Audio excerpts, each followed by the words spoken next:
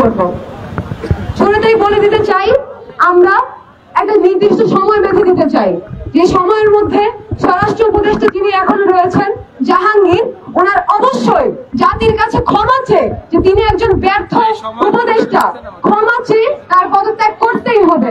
তিনি গতকালকে রাত্রে যে ঔদ্ধত্য দেখালেন এই প্রেস ব্রিফিং করে, ঢাকা বিশ্ববিদ্যালয়ের মিছিল বাইর হওয়ার পর, আমাদের কর্মসূচি ঘোষণা করার পরও, সেটার জন্য তার ক্ষমা চাওয়া লাগবে।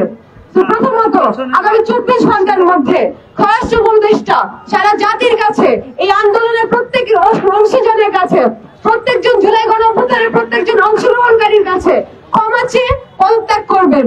তা না হলে আমরা আগামীকালকে ঢাকা শহরে রাজু ভাস্কর্য থেকে একটি আমাদের সর্বোচ্চ সক্ষমতা ব্যবহার করে, সর্বোচ্চ মেন পাওয়ার নিয়ে একটি মশাল মিছিল বের করব। সেই মিছিল থেকে আমরা আমাদের যে 9 দফা, সেই 9 দফা বাস্তবায়নের জন্য যে লড়াইটা বেগবান করব। এবং একই সাথে আমরা ঢাকার বাইরে যে 63 জেলা রয়েছে, প্রত্যেক জেলার, প্রত্যেক পাড়ায়, প্রত্যেক শহরে, প্রত্যেক গ্রামে, প্রত্যেক মহল্লার মানুষদের, শিক্ষার্থীদের, শ্রমিকদের আহ্বান জানাইতে চাই, এটা আপনার বাঁচার লড়াই, এটা আপনার মা বোনের বেঁচে থাকার লড়াই।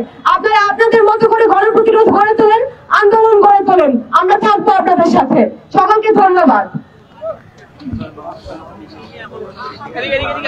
হ্যাঁ, মাইকগুলো চার্জার নিয়ে নেন।